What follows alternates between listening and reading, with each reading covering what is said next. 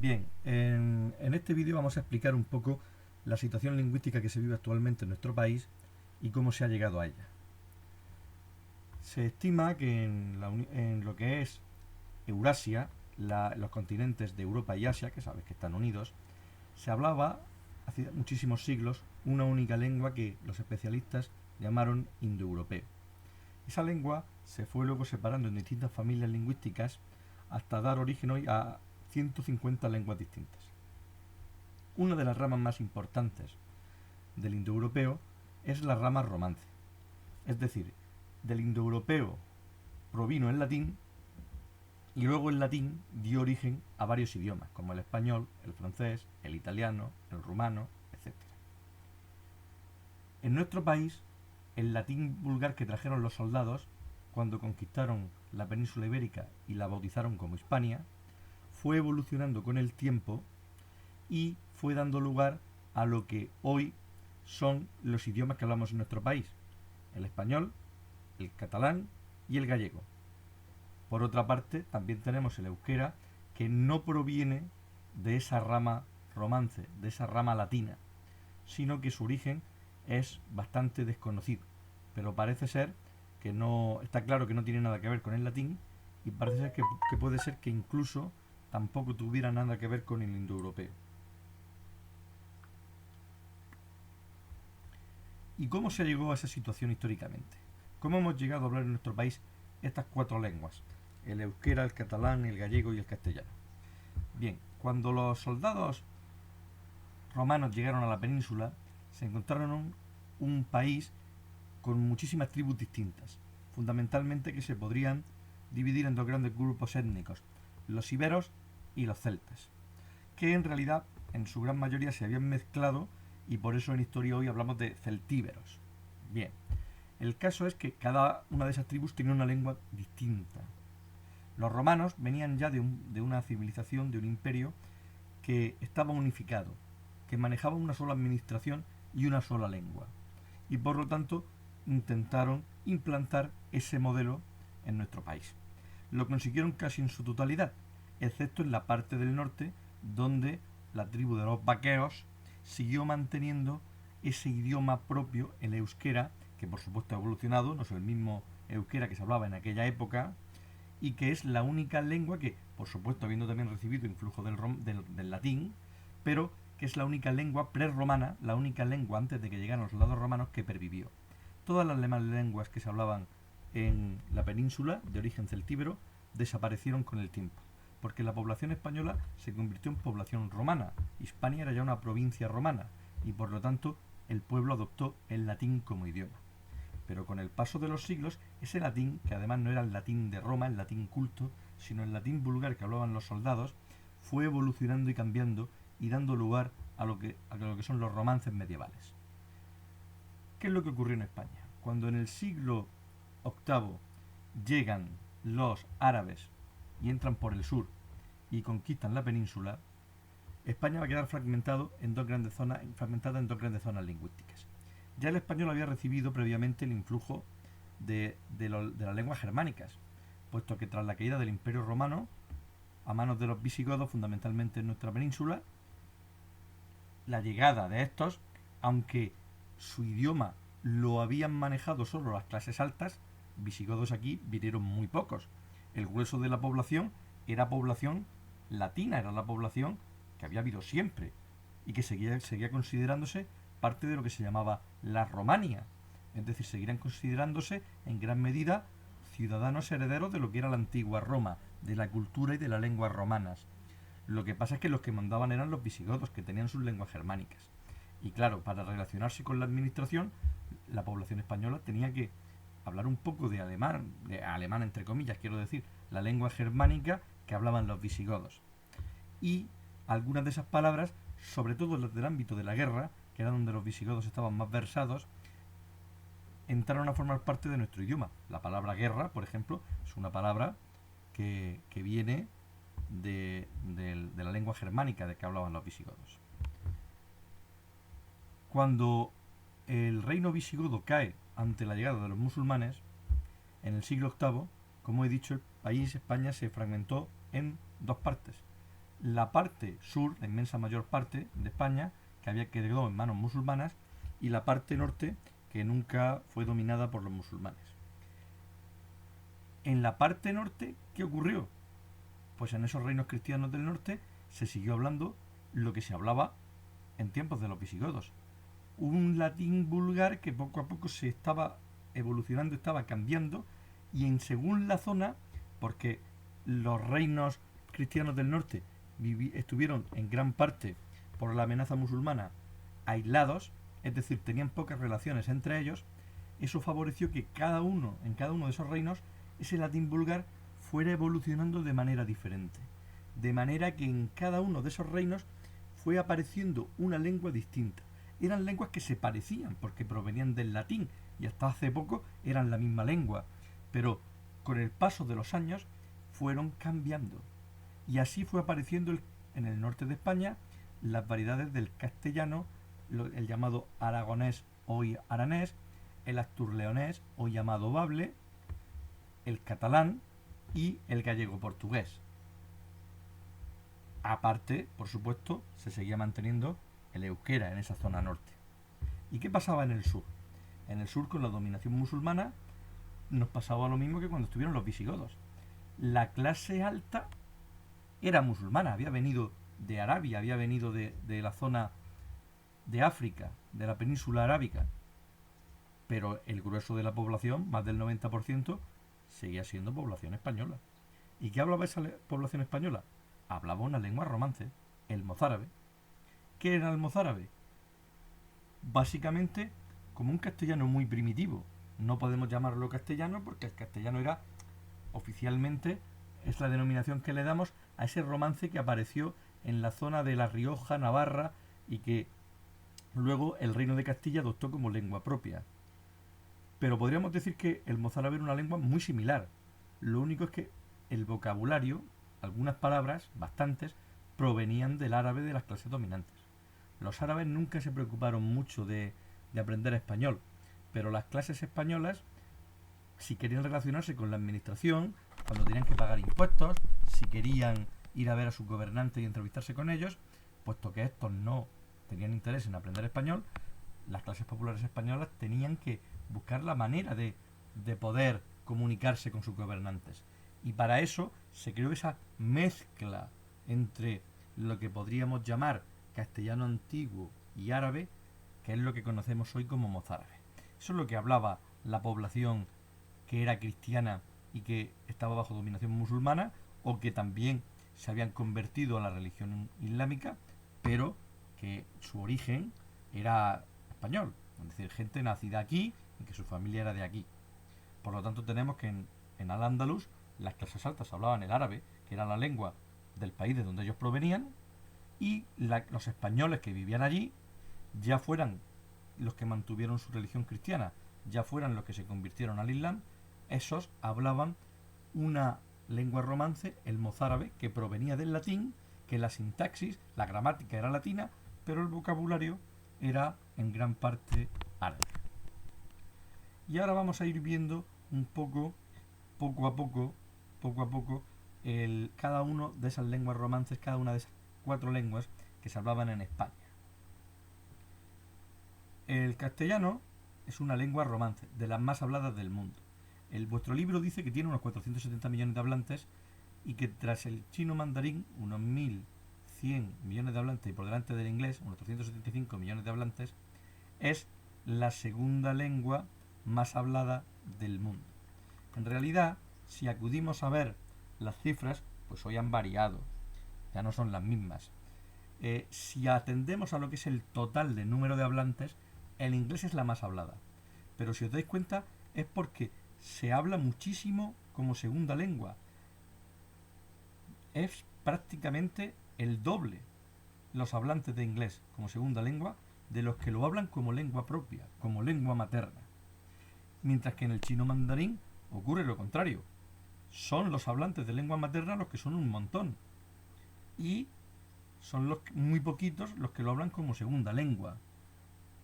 ¿Dónde está el español si atendemos el número total de hablantes? En el cuarto puesto, con 534 millones. Pero si atendemos, que es lo que dice el libro, a los hablantes en lengua materna, es decir, los que hablan el idioma como propio, no porque lo han aprendido en la escuela, tenemos que el chino mandarín es el primero, con 917 millones. Y efectivamente, el español es el segundo, con 460 millones frente a los 379 millones del inglés. ¿Por qué? Porque el español no se habla solo en España. Como veis, el español es segunda lengua en Marruecos, en Italia, en Francia, en Inglaterra, en Alemania. En esos países el español se está imponiendo poco a poco como segunda lengua. Pero también es muy importante que en Estados Unidos haya desplazado con el tiempo el francés como la segunda lengua en las escuelas. También en Canadá cada vez más se está imponiendo como segunda lengua, pero la clave está en los hablantes nativos de Sudamérica. Prácticamente toda Sudamérica, excepto Brasil, que la tiene como segunda lengua el español en el sistema educativo, y algunas poblaciones como Surinam, Guayana, que hablan otros idiomas, es aquí, en Centroamérica y Sudamérica, donde el español concentra el mayor número de hablantes. Observad que en la zona de México es donde mayor número de hablantes del español hay. Solo en México hay casi 100 millones de hablantes. Observad que más que en nuestra propia península. ¿Cómo surge el romance castellano? Bien, que hoy se ha extendido todo nuestro territorio y es la lengua oficial de nuestro idioma, es la lengua oficial de nuestro país, al igual que lo es en 19 países hispanoamericanos, en Guinea Ecuatorial y en algunos territorios del Sáhara Occidental. ¿Cómo surge? Bien, la primera vez que encontramos el castellano por escrito es en un códice latino, el Códice Emilianense. Es lo que llamamos las glosas emilianenses. Parece ser que un monje, ahí en un libro religioso, anotó al margen ciertos comentarios. Esos comentarios que llamamos glosas ya no estaban en latín, estaban en otra cosa. Si hoy los leemos no nos parecen español, porque están muy alejados del español moderno, del español actual, pero ya no eran latín, ya eran otra cosa. Ya estaba apareciendo una nueva lengua, esa lengua en la que llamamos hoy castellano.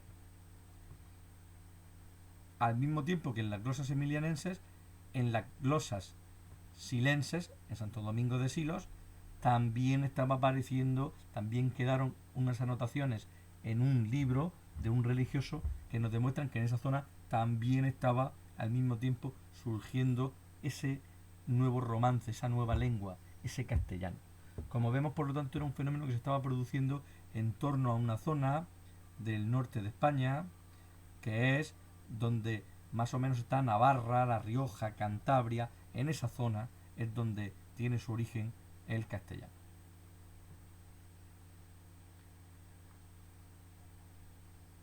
¿Qué ocurrió? ¿Cuál es el momento fundamental de expansión de nuestra lengua? La conquista y colonización de América. Es ahí cuando el castellano se extiende por todo un continente. Y en la importancia que hoy tiene nuestro idioma en el mundo, que es enorme, se debe sobre todo a eso. Nuestro idioma además tiene algo muy importante, y es una serie de instituciones que se están encargando de que nuestro idioma, que está tan repartido en el mundo, observad en qué lugares tan alejados se habla, mantenga una cierta unidad. Eso, la institución fundamental que lo regula es la Real Academia Española. La Real Academia Española, a través de la publicación de sus diccionarios y de su gramática, procura que la lengua castellana no esté sufriendo evoluciones en los lugares distintos en los que se habla, tan diferentes que se vaya disgregando en lenguas distintas. Sí que hay dialectos distintos, pronunciaciones distintas del español, pero la lengua sigue manteniendo una unidad esencial gracias a la labor de la Real Academia y también a la labor de los medios de comunicación, que como hoy son medios de comunicación globales, permiten que sigamos entendiendo perfectamente o prácticamente perfectamente a un argentino cuando habla, o cuando habla un colombiano, o cuando habla un mexicano, etcétera, etcétera, etcétera. Tened en cuenta que como no existían instituciones como esta, el latín vulgar terminó separándose en distintas lenguas. en catalán, en latín, el latín que dio el catalán, dio el gallego, dio el castellano, dio el italiano, dio el francés, si el latín, con el paso de los siglos, se separó tanto, se diferenció tanto, que creó lenguas que hoy no se parecen, que hoy no permiten que nos entendamos entre nosotros, porque si yo no he estudiado francés, yo no entiendo a un francés cuando habla. Y sin embargo nuestra lengua hace 10 siglos era la misma. Si en 10 siglos nuestras lenguas se han diferenciado tanto que hoy no nos entendemos, con el castellano podría pasar lo mismo, que dentro de 10 siglos nosotros no entendamos lo que dice un mexicano. La Real Academia Española está para eso, para evitar que eso ocurra. Sí, hay diversidad en la lengua. ¿Cómo no lo va a haber si tenemos 500 millones de hablantes distintos, que viven algunos a cientos de miles de kilómetros? Claro que hay diferencias, pero hay una unidad esencial que se debe mantener, que no debemos perder. El catalán, por su parte, ¿cómo surge? Bien, la situación actual del catalán es que es lengua cooficial junto al castellano en Cataluña, en las Islas Baleares y en la Comunidad Valenciana. Es verdad que en el Estatuto de Autonomía de la Comunidad Valenciana se le llama a esa lengua valenciano, pero es más por un problema político que por un problema propiamente lingüístico. Está claro que el valenciano es un dialecto del catalán. También se extiende por una zona oriental de Aragón que suele recibir el nombre de la Franja, y en algunas zonas de Francia, como el Rosellón, en Andorra, donde es la única lengua oficial, y en algunas partes de Cerdeña, en Italia. El catalán, según cifras del 2012, supera los 10 millones de habitantes. ¿Dónde surge? El latín vulgar que se hablaba en esa zona del nordeste de la península, en lo que andando el tiempo sería la Corona de Aragón, cuando los musulmanes conquistan la península, ya se empezaba a percibir que en esa zona de España el latín vulgar estaba evolucionando de una manera distinta a la de la zona norte. Probablemente porque en esa zona habían tenido más peso las colonizaciones griegas y fenicias. Probablemente por ese sustrato que había, la evolución del latín vulgar fue diferente. Cuando los musulmanes conquistan la península, en esa franja norte que no se conquista, en la parte este, en lo que hoy es Cataluña, la zona que también se llamó durante un tiempo la Marca Hispánica, esa frontera pirenaica, ahí empezó a surgir este nuevo romance en la Edad Media, el romance catalán, que llamamos hoy catalán, y que en los siglos XIII y XVI se fue consolidando. Tenemos testimonios escritos en catalán ya desde el siglo IX. Y ahí conservamos un documento feudal escrito totalmente en catalán ya en 1080. Y llegó a ser una lengua de cultura en la Edad Media. En el siglo XV, una de las novelas más importantes publicadas en nuestro país, El tirante el blanco, una novela de caballerías, estaba escrita en valenciano. Y también Joan Timoneda, un famoso cuentista y editor español, solía escribir en esa lengua, en valenciano. Como vemos, por tanto, el catalán fue una lengua de cultura en la Edad Media. Incluso uno de los grandes modelos que tenía Garcilaso de la Vega, uno de los poetas más admirados en la Edad Media española, era un poeta catalán. Era un poeta que podríamos incluir dentro de esas, en esa línea de lo que es poesía tradicional. Ese poeta se llamaba Ausiàs March. También en la esfera religiosa, Ramon Llull, que era de las Islas Baleares, que era mallorquín, que fue una persona importantísima en la cultura.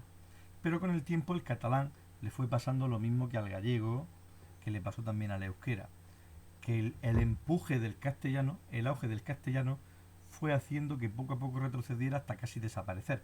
Y ese era el siglo XIX, con el romanticismo, cuando con el surgir de los nacionalismos, el catalán, el gallego y el euskera van poco a poco recuperando el estatus de lengua de cultura que habían tenido en la Edad Media.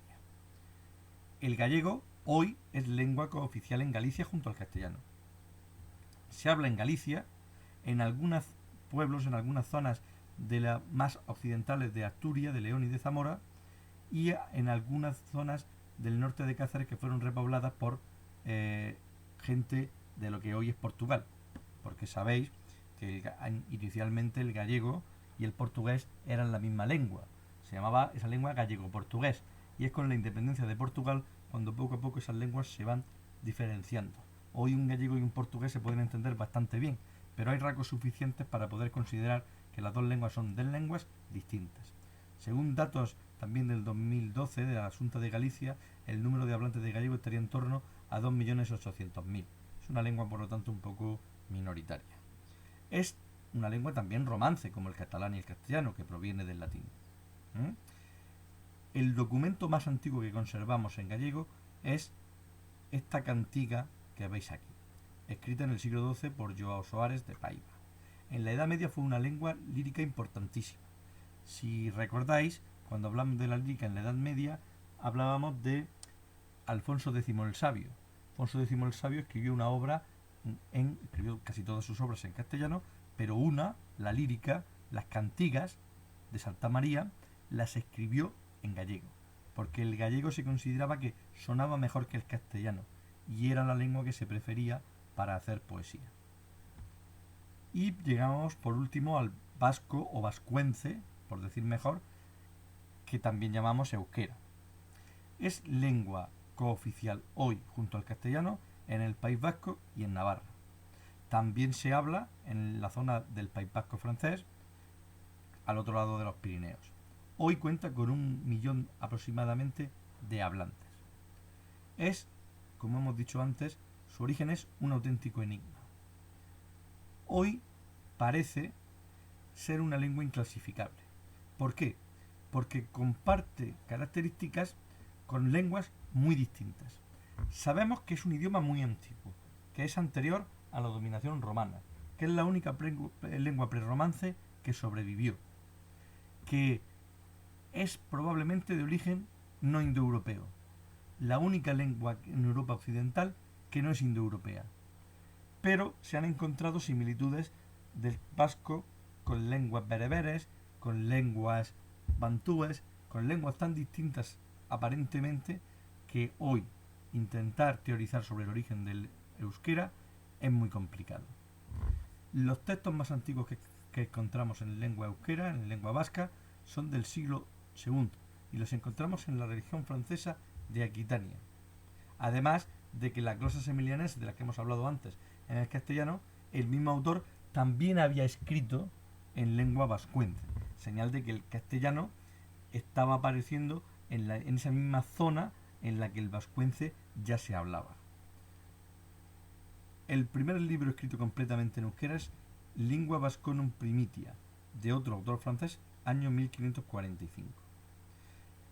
Toda la vida el euskera ha sido un idioma de transmisión oral, de cultura oral. No se escribía casi nada, y eso ha provocado que el euskera tuviera una enorme variedad dialectal, de manera que era posible que gente en el siglo XIX, gente que hablaba euskera en San Sebastián, no se pudiera entender casi nada con uno que hablaba euskera en Álava o con uno que hablaba euskera en Vitoria. Y eso quiere decir que, si os dais cuenta, decía, eso era lanzarse piedras sobre su propio tejado. Un idioma en el que la mayoría de los hablantes no se entienden entre sí, pues no tiene mucho futuro. Por eso surgió una academia de la lengua vasca, que intentó crear lo que se llama el euskera batúa, un euskera unificado, es decir, una lengua vasca común, que se pudiera entender en Álava, que se pudiera entender en Bilbao, que se pudiera entender en Guipúzcoa. Y gracias a eso, hoy, esa lengua que se ha establecido en el sistema educativo en el País Vasco, los hablantes de euskera, de vascuence, pueden entenderse entre sí. Es una lengua, entre comillas, artificial, pero a veces es necesaria esa intervención externa para mantener la unidad del idioma, porque si este se fragmenta demasiado, pues ese idioma está condenado a poco ir desapareciendo. Y con esto terminamos el tema este. Os voy a colocar también en Google Classroom unas páginas web que os voy a presentar ahora, va a apareceros un documento que está comprimido y tenéis que descomprimir de manera que os saldrá esta carpeta del castellano y esta carpeta de otras lenguas peninsulares. Veréis que en la carpeta vienen muchos documentos, pero no tenéis que ir documento a documento. Lo que tenéis que buscar es el documento que pone index. Cuando pulséis en él, se abrirá en vuestro navegador y todos los demás documentos que hay en la carpeta se verán reflejados aquí. Entonces, como veis, aquí está explicado muy por extenso lo mismo que hemos visto en vuestro libro de manera más sencilla. Una explicación de cómo ha ido evolucionando el latín vulgar en España hasta dar lugar a las lenguas actuales, algunos conceptos de dialectología, como no entender que no es lo mismo lengua que dialecto, o conceptos como el de bilingüismo y diglosia, que tenéis aquí abajo. El bilingüismo y la diglosia, en las zonas donde se hablan dos idiomas, pues se habla en sociolingüística de estos términos. En bilingüismo es cuando en una comunidad se hablan dos lenguas distintas y las dos están al mismo nivel. Ninguna se considera mejor que la otra. Diglosia, en cambio, se suele hablar de diglosia cuando en una comunidad se hablan dos lenguas, pero hay una que está considerada más culta o mejor que la otra.